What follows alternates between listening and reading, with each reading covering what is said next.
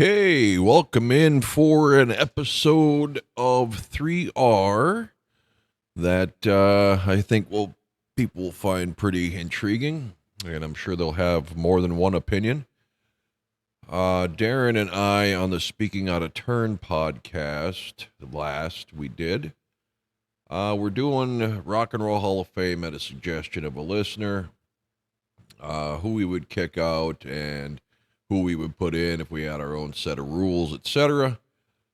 And upon some of the people that Darren listed, what shocked me was Ace Frehley came out of his mouth.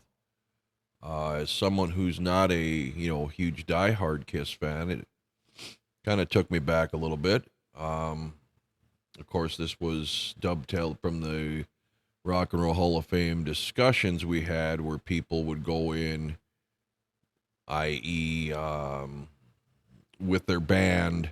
I think, I don't remember which one it was. There was a couple of, they'd go in with their band in the 70s or so or whatever. And then later on as a solo artist, they would go in again. Now, that in itself becomes kind of controversial, nailed it, because you have to try to separate what they were with the band that made their name and how much of their success coming out of the band as a solo artist was due to quality work, or was it strictly name recognition from where you came from? I mean, like in reference to Kiss, I'm pretty positive, and I'm not an art critic or anything like that, but I can pretty much bet you when Paul's out there bragging that he sold $1 million in paintings or whatever the ridiculous number is that these art freaks pay for shit, if his name wasn't Paul Stanley of Kiss, I can pretty much guarantee you he probably A, wouldn't have got a spot in one of these showings, and B, certainly wouldn't have the success he has. And that's not exclusive to Kiss. That's pretty much with anybody. An actor, political figure, some of these ex-politicians or current politicians write books. Nobody really give, a rat's ass about their autobiography if they weren't famous for what they did. See what I'm saying? So I kind of look at the same thing with the Hall of Fame. It's going to take, and we're going to go through it. I haven't made my mind up yet. But to me, again, it comes down to criteria, which the Hall of Fame does not conveniently define, pretty much so they can pick and choose who they want, in my opinion, without having to answer for it if there's a negative or, whatever fallout from the people. But without criteria, I guess we're going to kind of just roll with this, do a little Ace Frehley digging.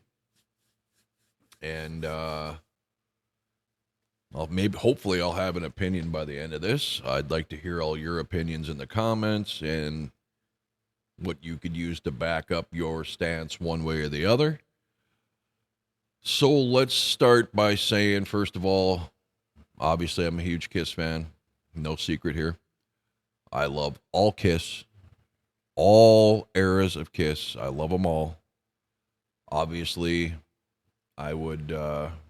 if you've watched this channel, you could kind of maybe predict that I would lean towards the non-makeup Kiss. For clarity, I was born in 73, so my first Kiss concert, I believe I was 10, Creatures of the Night. But growing up in the 70s, I think I discovered them thanks to my brother, who's a few years older than me, when I was about 5. So I would catch whatever I could catch, in magazines, a couple glimpses on TV. So I was a fan during the makeup days, but of course that would put me already in 78. Super Kiss just coming in, Kiss. I was part of it, but I wasn't part of the whole phenomenon of who's this new band. But I did grow up, my first experiences were worshiping Kiss in the makeup with the original members. However, I believe it's my opinion that most people are their most influenced in their early teen years by anything in life, whether it's fads, music, whatever the case may be. It just seems to be, at least for me, I was more influenced and it stuck with me throughout life with stuff that happened in my teen years. I loved my preteen years were great, but that's kid stuff. But as far as I really, really got passionate about music and stuff, probably around that 10 to, 18 range. But nevertheless, that I prefer the new Kiss, or not the new Kiss, the non-makeup Kiss. That's more because that was the big wave of music that was sweeping the nation, was the hair metal stuff at that time. That's when I was getting into teenage years and junior high and high school. And then you can kind of start looking the way you want to look and picking your own clothes and all that cool. So you just kind of find stuff that you're attracted to. And Paul Stanley looked incredible. We won't talk about Gene Simmons, at least until Revenge. But I just loved it. I loved the hair metal look. I loved the bright colors. I love the fashion. I love the ripped up jeans, which, by the way, Gen Zers, you did not fucking create. Everything you're wearing came from Gen X. That's just a fact. So anyway, yeah. So that's why I was drawn. And musically, I think, obviously, it's open to debate. As a half-ass musician, to me, the non-makeup days, let's just say, was more technical music. I love big production, where the 70s stuff is kind of dry for me, kind of muddy. I'm not a big fan of a Les Paul plugged into a Marshall and go. I'd rather have a Les Paul plugged into a PV, or at the time a crate, with an effects board. Give me some delay, give me some chorus, and a heavier, thicker distortion. I don't like that clean crunch sound. I mean, I like some of that music, but my playing style was always the heavier distortion with some effects and echoes and delays and flangers and phasers and the 80s stuff, right? So, that being said, I love Ace Frehley. I love what Vinny did for Kiss. Mark St. John, hard to tell. I mean, how much did he play on Animalize in the studio? What he did a handful of concerts and a half. Bruce Kulick, to me, is just an icon in himself. Extremely underrated as a guitar player. And Tommy is what Tommy is.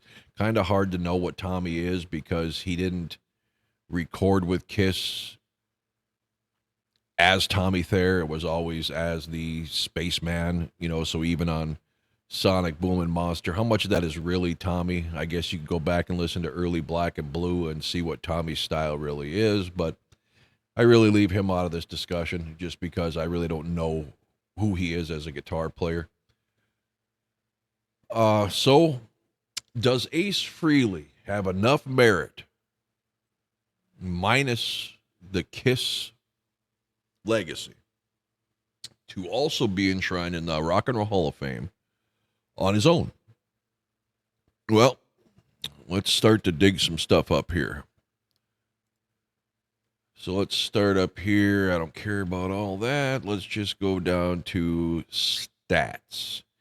So as a solo artist, we will not count his 1978 album. That was a Kiss release. But we got 1989's Trouble Walkin'. Why is this out of order? They have forgotten. Okay, so that's his solo. So they don't count Frehley's comment as solo. I do, but so let's start with that. 1987, Frehley's Comet. I love this album. Absolutely love this album. Mostly because of Todd Howarth.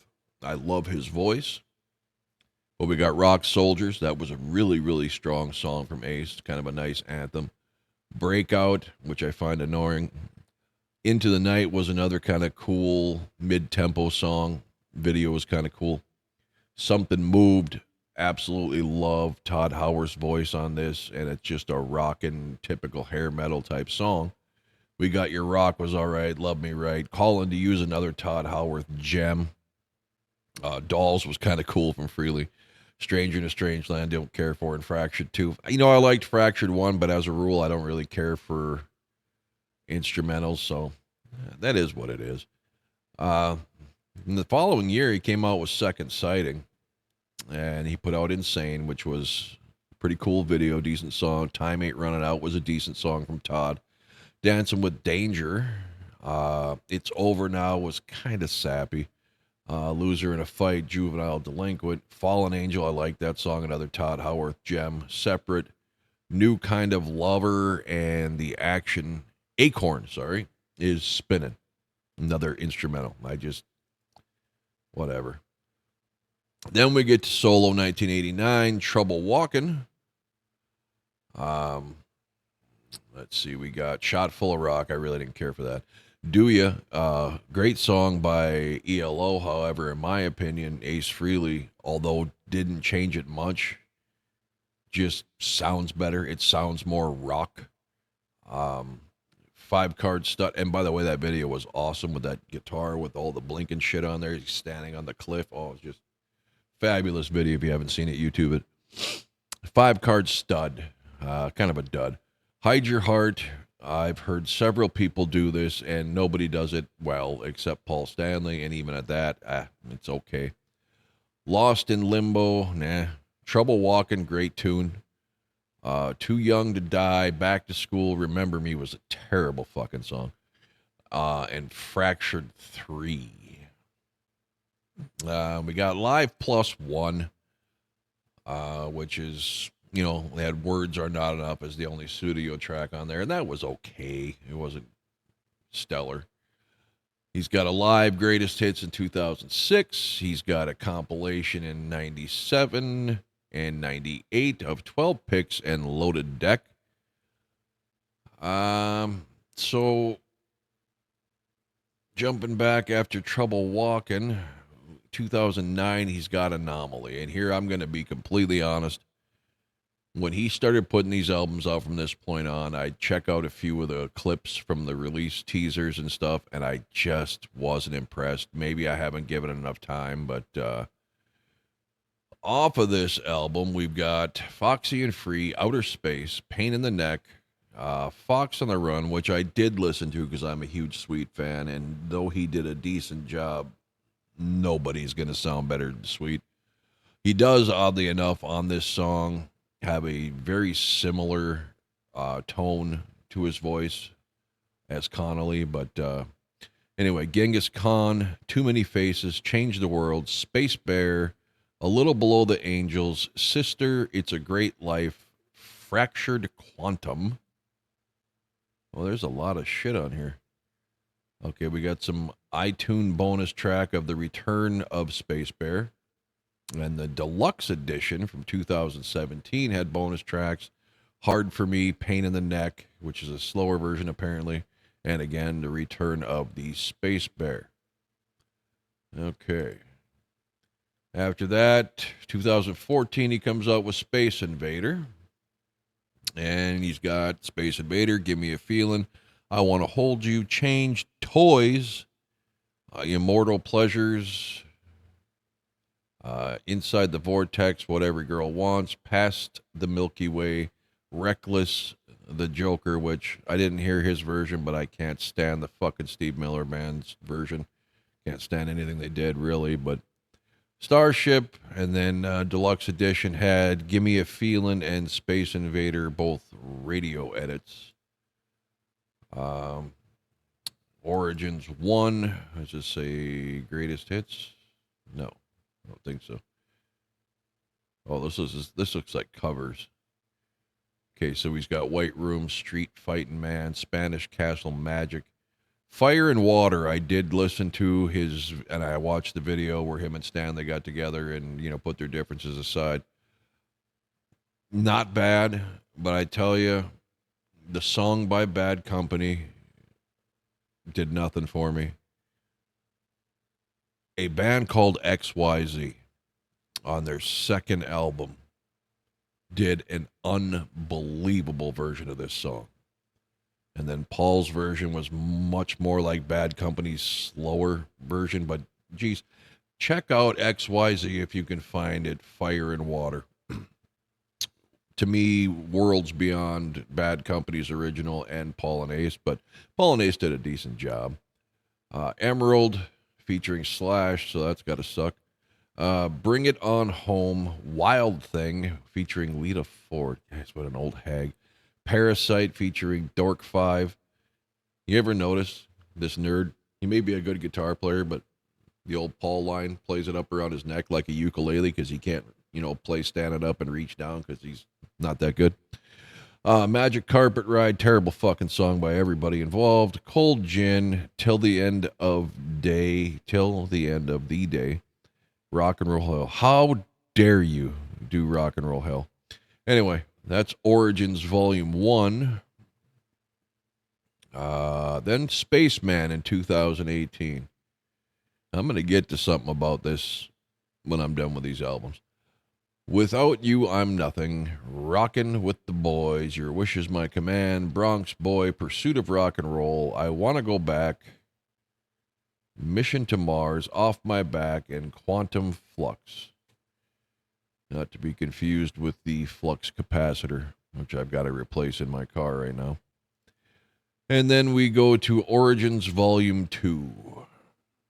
More covers.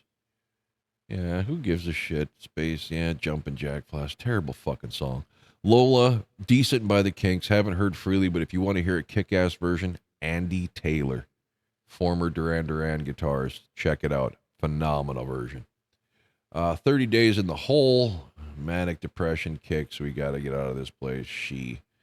Okay. So there we go. These are his solo efforts. Now, the one thing I said I was going to touch on here, and I've had this discussion with somebody else. I can't remember who it was. The Spaceman gimmick was great. By the way, in honoring Ace, you'll notice my background's not red and black. I'm going with the blue. I got blue lighting on me. I got blue lighting on my microphone. So just a little tribute to Ace. But the Spaceman gimmick past the makeup doesn't work. You kind of just sound like a nut job who's lost in science fiction world, right? Is it just me? I mean, every Anomaly, Space Invader, Spaceman, Frehley's Comet, everything is about fucking space. All these fucking song titles, for the most part, are about space. I mean, you're not the Spaceman anymore. You're Ace fucking Frehley. Be proud of it. Own it. You're a legendary, extremely influential classic rock guitar player. Roll with it. Stop trying to live off an image that you don't even represent anymore. It's tiresome, it's cheesy, and people get that way about when they gave Tommy Thayer songs on Sonic Boom and Monster. And I think one's called Out of This World, and I don't remember, Lightning Strikes or something. But they're always like, well, stop trying to write him songs like the Spaceman. Well, the Spaceman should take his own advice. It's corny and cheesy if you're not in costume to be the Spaceman. Now you're just an adult who is a childhood boy's fascination with, astronauts and moon landings and aliens. I just be Ace Frehley, be a rock star. But anyway, that's just kind of a side tangent for me. It's always kind of bugged me. Okay. So what I'm looking at here, incredibly solid efforts and very legitimate efforts with Frehley's Comet, especially that debut album. I mean, that debut album for me is, when I heard that, I was like, holy shit, this guy's going to have a giant career even without Kiss. Second Coming came out, and it was a step back. It was still good. Live Plus One, of course, whatever. But then, of course, they disbanded. They lost the voice of Todd Howarth. And here's my thing. Do I like Ace songs with Kiss? Sure. Do I like Ace songs without Kiss? Sure. Is Ace a lead singer from side A, track 1 to side B, track whatever? No, he's absolutely not a lead singer. He's a good change-up for a song or two, and that's why Frehley's Comet worked for me, because Todd Howarth was such a strong voice, and at certain parts, especially in Something Moved, he almost kind of sounded like Paul Stanley. But Ace can't carry vocally an entire album. He just can't. Put aside the 78 solo album, because I know a lot of people think that was the best solo album. I disagree. It's the second best to me, obviously, Paul Stanley with that voice and those guitar riffs that he had in that solo album in 78 was just untouchable. Might be the greatest rock and roll album of all time, in my opinion. Definitely the best, if you were to call it a true Kiss album. My list, if it doesn't have all the members on the cover or, writing the music together and shit like that, it don't count, so I never put the solos on there. But if I had to include the solos with Kiss albums and say what's your best, right now, without the solos, it's Creatures, Lick It Up, The Elder, then probably Destroyer. With the solo albums, it's Paul Stanley, Creatures of the Night, Lick It Up, The Elder, etc. So that's how much I love Paul Stanley's. Ace Frehley's I like a lot, but there are tracks like Ozone and I'm in Need of Love and this just that kind of bring the album down for me. And then, of course, Fractured, which I don't mind, but I'd never, I'd always hit skip now. Once you heard it, you heard it. It's just a freaking instrumental. But so he sang all those tracks, right? And some were good, in my opinion. Some were great. But also, in my opinion, some were very average to below average. Not bad. There's not a bad song on the album. Don't get me wrong. But some of them just aren't up to speed. I'd say New York Groove, which is an excellent cover of the Yellow song, or Hello. I think it's Hello. Rip It Out's a great tune. Speeding Back to My Baby. Wiped Out's a good fucking tune. I mean, there are good tunes on there, but it's not as great to me. Snowblind is not that great. Like I said, Ozone and I'm in Need of Love. And some of this stuff is just really doesn't do it for me. But for the most part, he can't carry an entire album. He just can't vocally. So when you lose Todd Howarth, now you're back to one-dimensional Ace. Monotone, very little range, and again, an obsessive-compulsive singing about space. Trouble Walking was a decent album. It really was. And I haven't heard much, like I stated, with his newer stuff, Anomaly, Space Invader, Spaceman. I don't have a problem with covers albums. I know a lot of people say that, they just must not have nothing else to write. So no, sometimes it's fun. I love a good cover. As long as you don't kill it or completely change it, tempo-wise or whatever to put your own spin on it. Like the album Kiss My Ass, that tribute album. Boy, with the exception of Garth Brooks' Hard Luck Woman, who he did it pretty much in the vein of Kiss's Hard Luck Woman. Very well. Did it very well. In fact, one of the greatest performances ever of that song was him and Kiss on one of them talk shows singing Hard Luck Woman. It was phenomenal seeing Kiss out there in their revenge get-ups and then country boy Garth Brooks. It was hilarious and awesome. Shit, I lost my train of thought. God damn, it sucks getting old. Covers. If you do them justice, they're great. I don't see why Ace did this, however. At this point, can he really, with his voice, not a terrible voice, but can he really add enough to a cover to draw attention? I think he's trying too hard to have another New York group. Dooya and Fox on the Run were good choices for his vocal range. But some of this other stuff, does anybody want to hear Ace Frehley do Jimi Hendrix tunes? I mean, even though Jimi Hendrix had to be fucking tone deaf because the fucker couldn't sing. But I don't know. It just seems like I'm not giving him credit for those two in this conversation because, first of all, it's very easy to do a cover. You don't have to write it.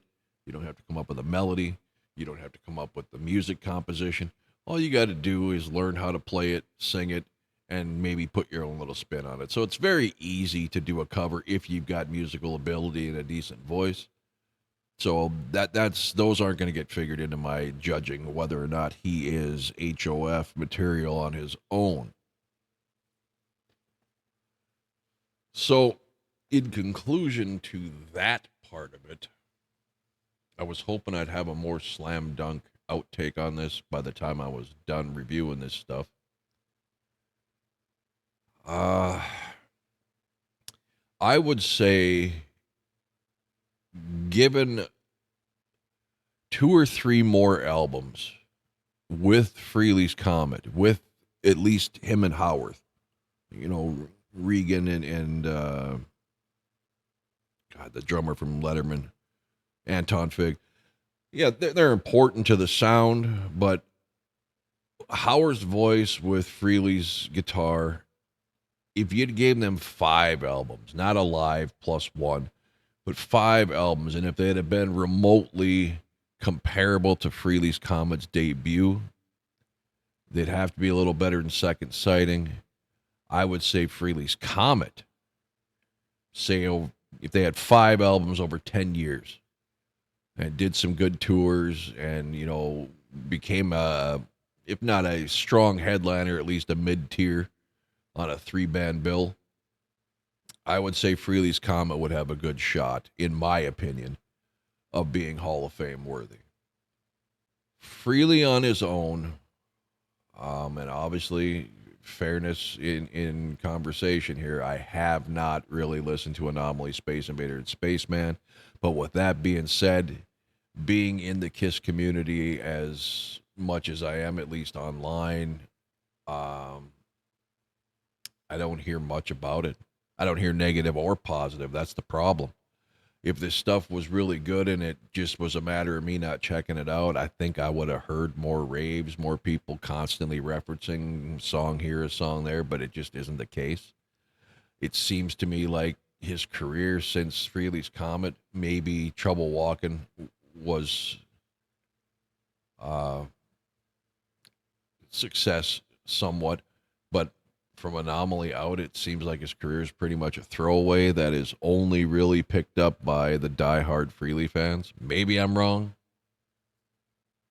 but I've yet to see that he's played anywhere on his own, not festival-wise, in anything bigger than like a frickin' nightclub or something. That's no better than, your Wingers and Teslas and all these guys that are doing, casino tours and stuff. I don't hear their names up for Hall of Fame. So I would have to say no. It's been a good career, respectable, but Hall of Fame, much like many, many other people in the Hall of Fame, I just don't see it. There's not enough strong work, relevant work, mainstream work that, general fans would know. And that's the other thing. As influential as he is to musicians, I don't know if you went and polled 100, say, teenagers right now who don't come from homes where their parents are big KISS fans, right? Or their older siblings are big KISS fans. Just regular, pull a 16, 17-year-old out of school, do a poll for 100 of them. Are any of them going to know who Ace Frehley is? I mean, seriously? Maybe they know the name if they're paying attention to Kiss Talk, Kiss Chatter, and all the, the magazines or whatever you call those fucking pathetic people, the TMZ type people or whatever. Maybe. But really, could they pick them out of a lineup? Without makeup? You got to have a lot. I mean, there is no established criteria. We've got that for the Rock and Roll Hall of Fame. But to me, first of all, you got to have successful music. That doesn't mean you got to have number one hits or even top 20 hits. But it's got to be relevant enough to where your stuff's played on I guess it's not a fair assessment nowadays because radio stations pretty much only, if you're not pop or hip hop or country, they don't really play current rock. They pretty much just play classic rock, 80s, stuff like that. But if you're not trending, maybe, for all you Gen Zers out there, on things like Spotify and stuff like that, if you're not up there in downloads and that kind of stuff, and you're not a household name, and I know you guys love Ace Frehley, stop it, don't get mad at me, he's not. To be a household name, you've got to be Hulk Hogan, you've got to be, Barry Bonds, you've got to be to where people, even if they aren't a fan of anything you do or the actual career you're in, still know who you are because you can't help but hear the name. So if you're not a household name, you don't have any moderate hits, you can't sell out, not in a stadium, but just an arena on your own, you're past the point of being influential, because by this point in time, when he's, say, Anomaly 2009, you've had Satriani, Steve Vai, Nuno Bettencourt, Eddie Van Halen. These are the new breed influencing the new players. So, based on all that, why would you put him in the Hall of Fame? With Kiss, absolutely deserving. But without Kiss, no. I wouldn't put any member of Kiss in the Hall of Fame as a solo artist. I just wouldn't. I love Paul Stanley, and I think Live to Win was a decent CD, but it certainly wasn't his 78 solo album. And that's just one. Frehley's got the number of albums, but his most successful albums were as Frehley's Comet, not as Ace Frehley, the solo guy. And Ace Frehley, if you want to say, well, Frehley's Comet, there you go. Okay, but that's 2 albums. I don't count Live Plus One. So you got 2 albums, of which only one really did anything. So no, I can't do it. I cannot put Ace Frehley in the Hall of Fame. I can see where Darren was coming from. Probably more of the influence, but Ace Frehley did all his influencing in makeup in the 70s into maybe the early 80s, but not in the 90s, not in the 2000s, certainly not in the 2020s. He's just not relevant to non-Kiss / Ace Frehley fans. He's just not. I don't know, rip me if you want in the comments, but tell me how I'm wrong. That's kind of what I'm asking for. Is there anybody out there who could tell me he should be in the Hall of Fame as a solo artist, and these are my reasons? I would love to hear it. I'm not going to say you're crazy. I just can't see it. I can't justify it. I really can't. Unless I'm missing something. The biggest thing this guy's ever had going for him is his power of influence on other inspiring guitar players. That was during Kiss, not even during Frehley's Comet. I have a hard time believing, and I'm sure there was a few. You never say none. But I don't think any, 10 to 15-year-old was watching Headbangers Ball when Into the Night debuted as the first video off of Frehley's Comet's solo album and said, I want to play guitar because of that guy. I don't see it. His guitar work, while good, first of all, Frehley's persona in Kiss is why he was so influential. And his gimmicks, the smoking guitar, the bombs, the bending back, the posing, the costumes, the cool ass makeup, all in the mix with his very good classic rock playing. But I would say that Ace Frehley's never been a virtuoso or even a guitar god, guitar great. I wouldn't put Page there either. I wouldn't put Jimi Hendrix there either. I wouldn't put any of these guys there because, and I'm going to get hates, and that's fine. Hate me all you want. Jimmy Page, Jimi Hendrix, Ace Frehley, these guys who just, do some bends and play chords on a Les Paul or a Fender or whatever.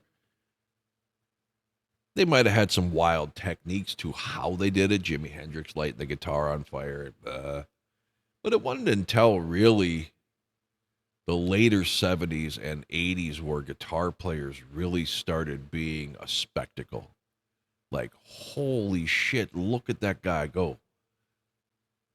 Classic bands, although I love the classic rock sound, I don't know, if you pick up a guitar from scratch and you go through and you learn your ABCs and 1, 2, 3s and chord progressions and all that shit, and after them 2 months of playing on top of Old Smokey with a guitar instructor, if you haven't quit yet out of sheer fucking boredom, once you're established, now I come in the room and say, all right, I want you to play this Led Zeppelin song, I want you to play this Ace Frehley song, and I want you to play this Jimi Hendrix song. And you're going to go, holy shit, how could I do that? But say you master it. Then I'm going to come in and I'm going to say, I want you to play this solo from Just Like Paradise. I want you to play Play With Me solo from Extreme. I mean, you understand what I'm saying? These modern guitarists are head and shoulders above these 70s guys. They just are, guys. I mean, I don't have to like them. You don't have to like them, but come on, facts are facts. I mean, it's like, can't you see and hear the difference?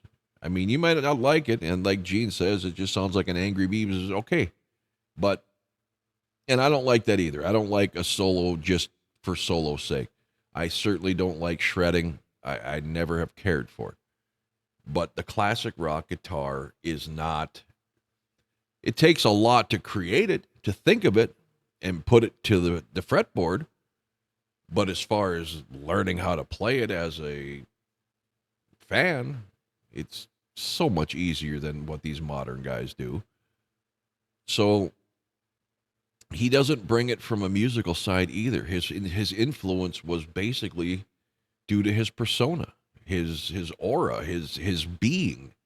And I'm not taking anything away from that. He deserves to be called a Hall of Famer as a member of Kiss. What he did to influence people with his look and his style was incredible. But he was not a virtuoso guitarist like Eric Clapton or Satriani, these guys. He just wasn't. And that's okay. That's not the style of music they played. But given that, given the lack of hits, given the lack of ability to sell tickets, and given lack of notoriety, how do you put him in the Hall of Fame? That's what I want to know. How do you put him as Ace Frehley, the solo guy? How do you put him in the Hall of Fame? Now, if Kiss had not got inducted, I would say absolutely. Shame on you for not inducting Kiss, but absolutely. Of the four, I would say if Kiss as a band was not inducted, the two that would deserve to go in are Paul Stanley and Ace Frehley. And I don't care about Gene's business dealings and his marketing genius and spitting blood and fire. That wasn't influential, because if it was, you'd be seeing 100 other bands bleeding out the mouth and blowing fire. And the only one I saw ballsy enough to try that was Mick Mars with blood coming out of his mouth on the Live Wire. or Looks That Kill video, and I thought, seriously, come up with your own gimmick, douchebag. But Gene's bass playing is average at best. His voice is average at best. I mean, Paul's got the rock god voice. Ace has the rock god persona. Those two would be the two. If all four couldn't go in as Kiss, those would be the only two I would put in there as solo artists. But being as how he's already in there with Kiss, he hasn't done it as a solo guy for me past Kiss. I feel like I'm beating a dead horse here, but I'm just trying to make you understand I have nothing against the man. I love Ace Frehley. I love everything he did for Kiss. I love Frehley's Comet, and I even enjoy Trouble Walking. But past that, especially past Trouble Walking, it just looking at the stuff in front of my face, Space Invader, Anomaly, Spaceman, it's just become a joke. He's a punchline. I mean, people don't, I mean, it's like he doesn't want you to think of him as a guitarist. He wants you to think of him as a fucking Martian with antenna coming out of his fucking ears and taking trips to planet Jendal or whatever the fuck mushrooms he was smoking when he came up with that. Anyway, I do love the man, respect him. Just as a solo artist, I can't do it. So, I beat that into the fucking ground. But, I mean, I don't know how else to look at this. I mean, if you want to break down singles, like I said, I pretty much covered the Into the Night Rock Soldiers, Words Are Not Enough, and Saying It's Over Now, Do Ya? And then from, starting with Anomaly on up, we got Outer Space, Give Me a Feeling, a cover of The Joker, a cover of The White Room, a cover of Fire and Water. Then you got Bronx Boys, Rockin' with the Boys, Mission to Mars, Space Truckin', which is a cover of Deep Purple. I'm Down, a cover by the Beatles. I mean, he's done nothing really of note. I don't know. Let me know what you guys think of this video. I want to get back to my list, but I didn't want to forget why I made this podcast to begin with. But I will be coming out with 1984 on my countdown list or album rant, whatever. Probably in the next, well, maybe even tonight, but if not, probably tomorrow. But I just wanted to put this out because it was on my mind since Darren brought it up. And let me know what you think. Until next time, I appreciate you guys watching.